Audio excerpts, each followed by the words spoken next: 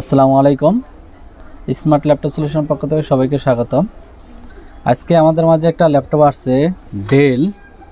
এটার প্রজেক্ট কোডটা হচ্ছে LA-L241P, অর্থাৎ এটার মডেলটা যদি আমি আপনাদের দেখাই, তো মডেলটা হচ্ছে ইনস্পায়রন 15-3511। তো এই ল্যাপটপটার প্রবলেম হচ্ছে নো পাওয়ার। তো এই ল্যাপটপটা মূলত হচ্ছে বড় একটা সুনামধন্য মার্কেটে দেখাইছে। যাই হোক, আমি মার্কেটের নাম বলতেছি না। তো ওখানে কাস্টমার দেখে আইছে, এটার কোনো সলিউশন করতে পারে নাই, তো আমার কাছে নিয়ে আসছে। তো এখন আমি যখন বোর্ডটা আইডেন্টিফাই করলাম, বোর্ডটার প্রথম প্রবলেম পাচ্ছি আমাদের এই যে ডায়াগ্রামে দেখেন, এই আইসিটা U4 অর্থাৎ এলসিডির বিডিডি, যেটা এলবিডিএস এর কানেকশনের, অ্যান্ড 3 ভোল্ট অলওয়েজ। এখানে এই ভোল্টেজটা ইন হবে এবং আউট হবে এলসিডি বিডিডি। তো এই আইসিটা শর্ট ছিল। তার সাথে সাথে আমাদের যখন আমরা বোর্ড বিয়ার দেখলাম যে আরও কি কোথায় শর্ট আছে, তখন আমাদের এই আইও কন্ট্রোলারটাও দেওয়া প্রবলেম। তো এটা মূলত হচ্ছে রিবোলিং আইও, ভিতরে পিনগুলা, উপর সাইডে কোনো পিন নাই। তো এই আইওটার প্রবলেম পাইছি। আর এলসিডি বিডিডি কানেক্টরের যে আইসিটা আছে, ওই আইসিটা প্রবলেম। তো এই দুইটা প্রবলেম পাইছি আমাদের এই বোর্ডে। তো আমরা প্রথমে আইওটা লাগাইলাম, লাগানোর পরে এলসিডি বিডিডি ওই আইসিটাও কনফার্ম করছি। করার পরে এখন মেশিনটা প্রবলেম ছিল আপনার, যখন অন হইতো সিমুস লাগাইলে, যখন ব্যাটারি লাগাই তখন মেশিন অন হয়ে যেত, এবং আপনার যে চার্জার লাগাইলেও ডাইরেক্ট অন হইতো, কিন্তু মেশিনটা শাটডাউন নিত না। শাটডাউন নিত কিন্তু অন হইতো না সুইচ দিয়ে। তো সুইচ দিয়ে অন হইতো না। তখন আবার যখন আমরা এটা মাপলাম, দেখলাম যে আমাদের এই যে আইও কন্ট্রোলারে এখানে এই যে রেজিস্ট্যান্সটা, এখানে দেখেন এই রেজিস্ট্যান্সে আমাদের লেখা আছে কি পাওয়ার সুইচ, অর্থাৎ পাওয়ার সুইচ লেখা আছে। এই পাওয়ার সুইচ যখন আমরা করতাম, সুইচ দিতাম, এখানে জিরো হইতো, বাট এই যে এই রেজিস্ট্যান্সের এই পাশের থেকে আপনার এই যে পাওয়ার সুইচ ইন, এখানে আর ভোল্টেজটা জিরো হইতো না।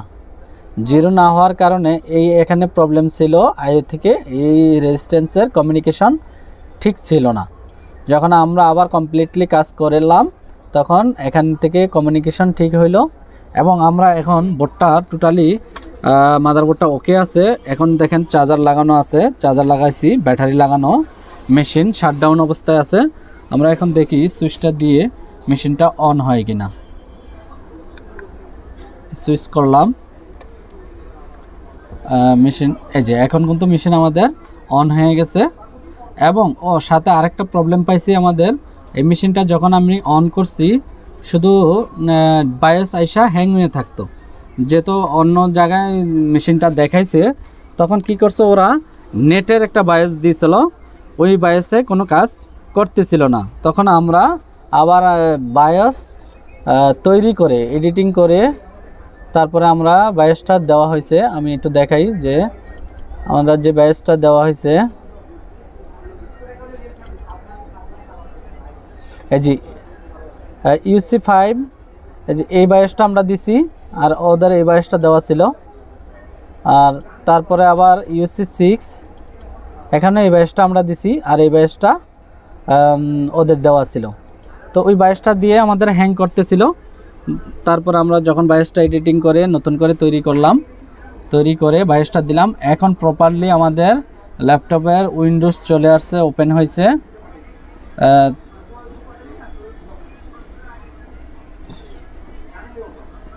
উইন্ডোজ 11, হ্যাঁ, এই যে আমাদের এখন উইন্ডোজটা ফুল কমপ্লিট।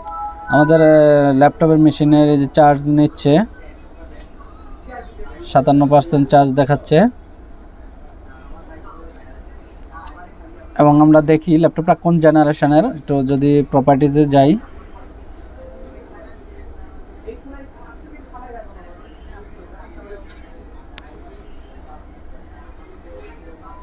একটু সময় নিতেছে, যেহেতু ওপেন করলাম মাত্র, সবগুলো ফাংশন ওপেন হয় না এখনো, এই জন্য। এই যে আমরা যদি দিস পিসির প্রপার্টিজে যাই, তখন এটার কনফিগারেশনটা আমরা দেখতে পারবো। দেখি, এটা হচ্ছে প্রসেসরটা 11 জেনারেশন ইন্টেল কোর i5, যে এখানে 2.40 গিগাহার্টজ, অর্থাৎ একটা i5 11 জেনারেশনের মেশিন। হ্যাঁ, এই ল্যাপটপটা যদিও যারে দেখাইছে হয়তো বা উনি ভালো এক্সপার্ট লোক ছিলেন না, তো এই কারণে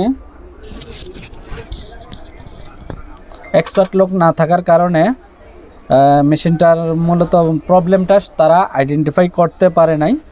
তো এখন আমরা মেশিনটা কমপ্লিট করছি।